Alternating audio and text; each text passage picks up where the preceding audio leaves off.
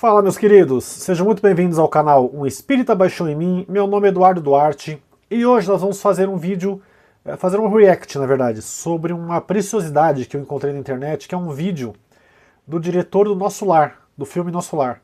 Ele contando os casos que aconteceram nos bastidores do filme, as manifestações estranhas, os acontecimentos estranhos, e ao invés de simplesmente falar sobre o vídeo, eu falei, vou colocar o vídeo aqui e vamos comentar ele um pouquinho. Roda a vinheta.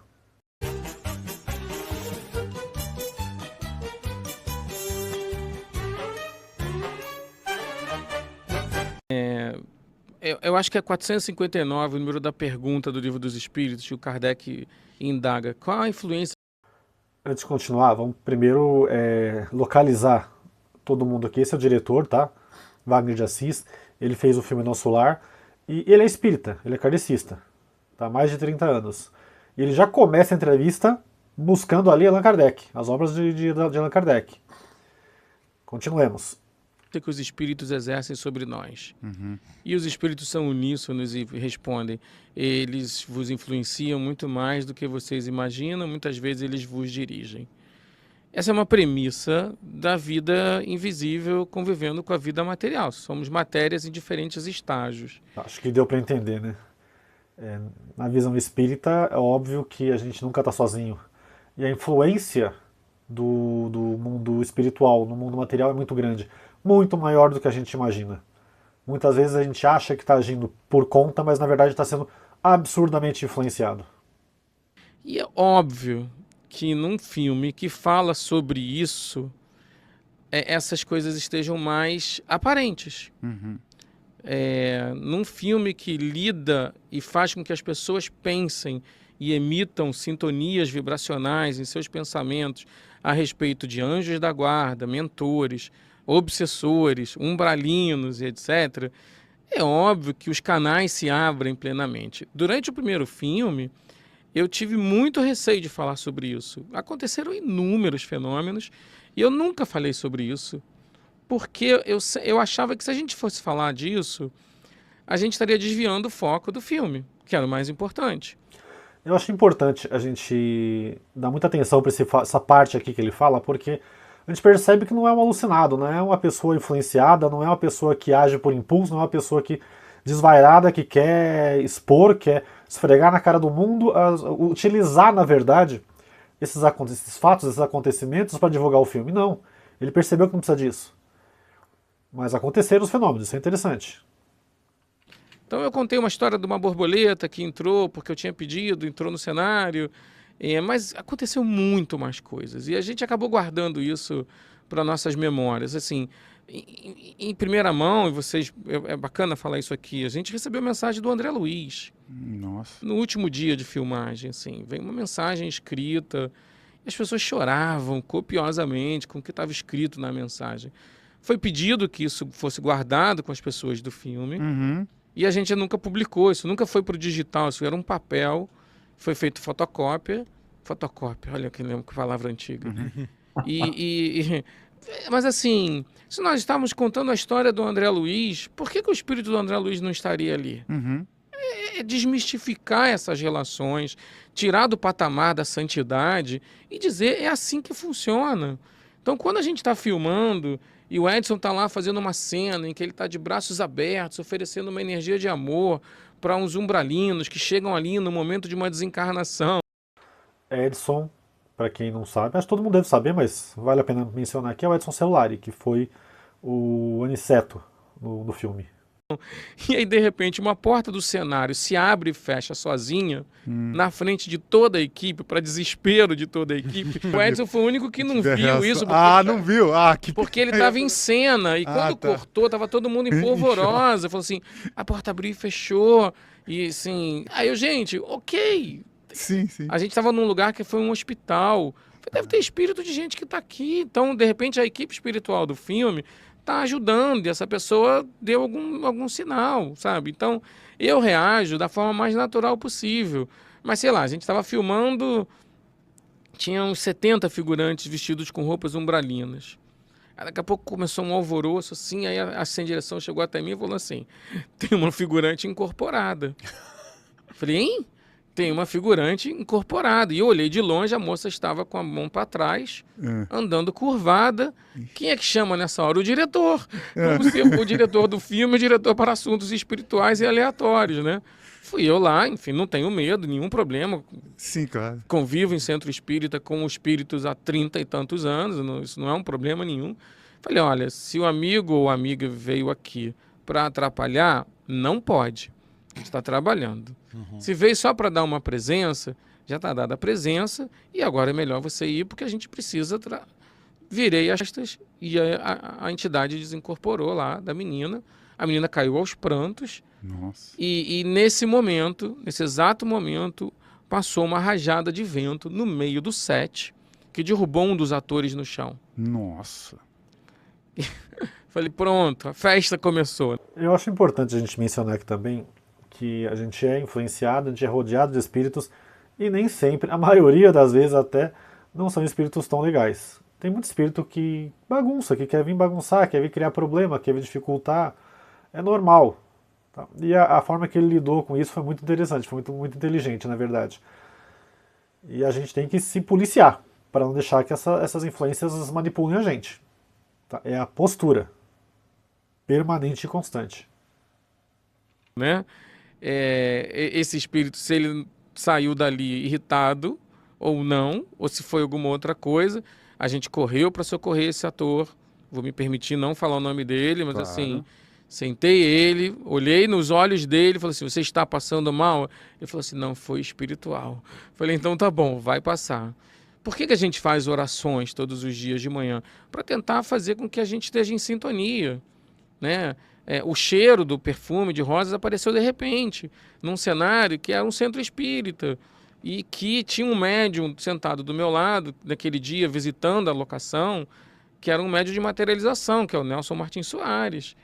E aí começou o cheiro lá dentro, a Vanessa Gerbelli, a Fernanda Rodrigues, que cheiro é esse, que cheiro é esse? Eles abriram a porta do cenário, tá um cheiro de rosa muito forte aqui dentro. Eu olhei para o Nelson, ele riu e falou assim, Sheila. E ela foi lá dar a presença dela, o espírito de Sheila, para poder dizer, estamos aqui com vocês.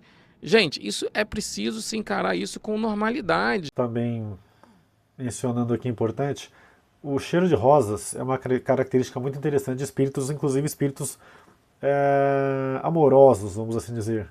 Espíritos que vêm com um propósito bom.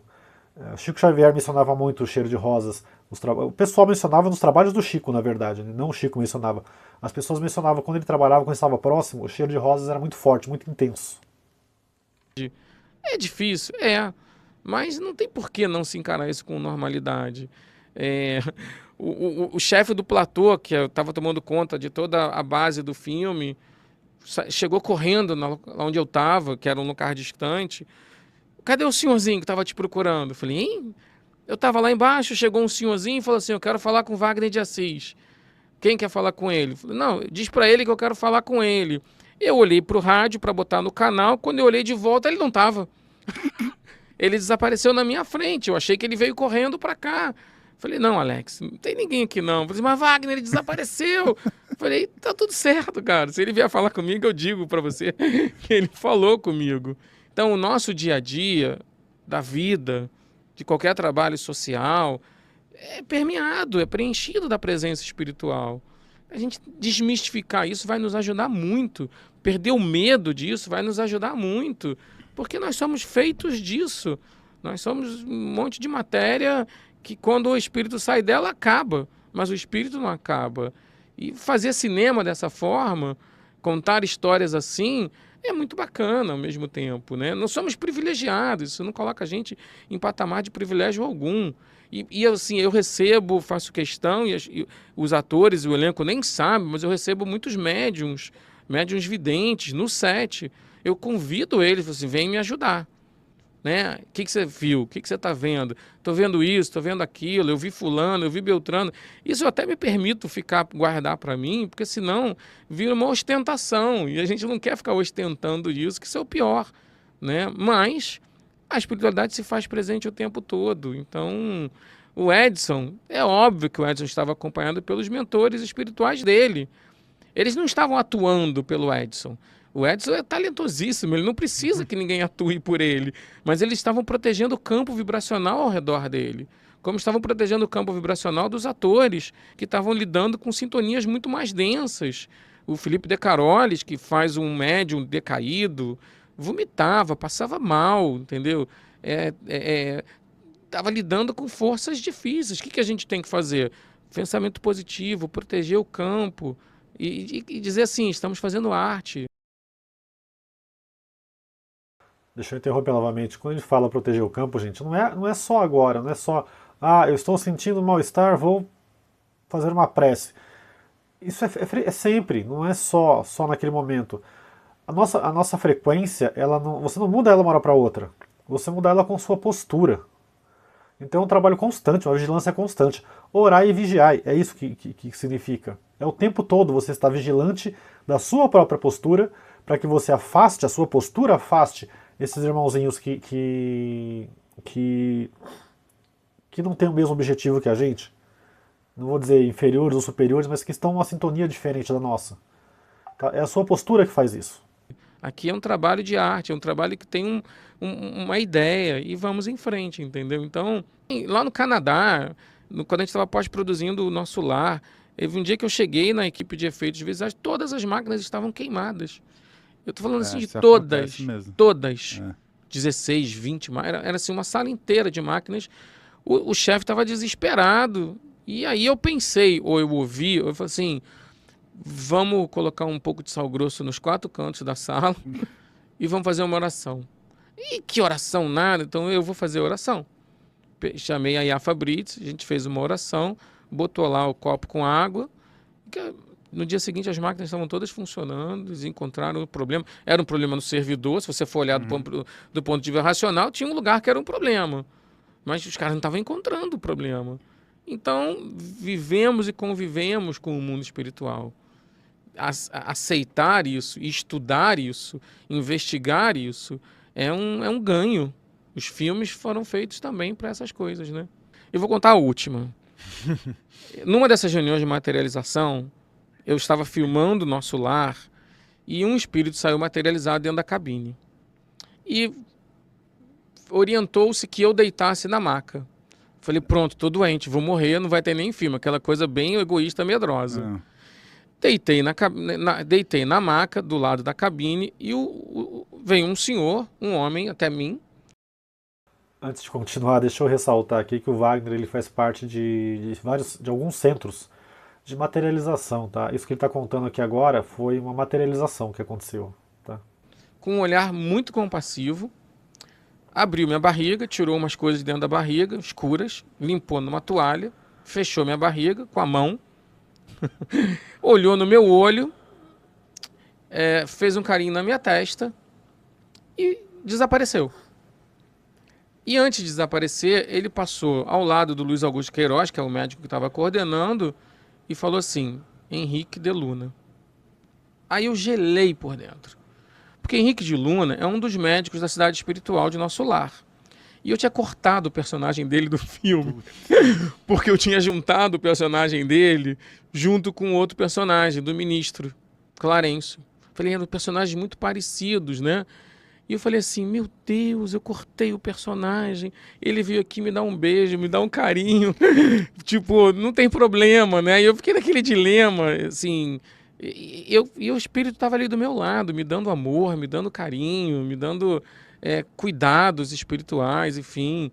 E isso é muito bacana, né? Porque assim, eles não estão preocupados nessa hora. Chega num lugar que o egoísmo não faz mais parte da vida, dessa evolução. Um dia a gente chega lá, mas ainda aqui, no mundo pesado, é difícil, né? Mas o doutor Henrique veio me fazer um carinho e eu não pude pedir desculpa para ele. Doutor Henrique, seu desculpa que eu cortei o seu personagem, né? Mas obviamente que ele certamente entende, é um querido, enfim, e vale muito a pena. Tinha uma previsão de tempestade no Nosso Lar, assim, ia estragar todo o jardim. Nossa. Em frente da muralha.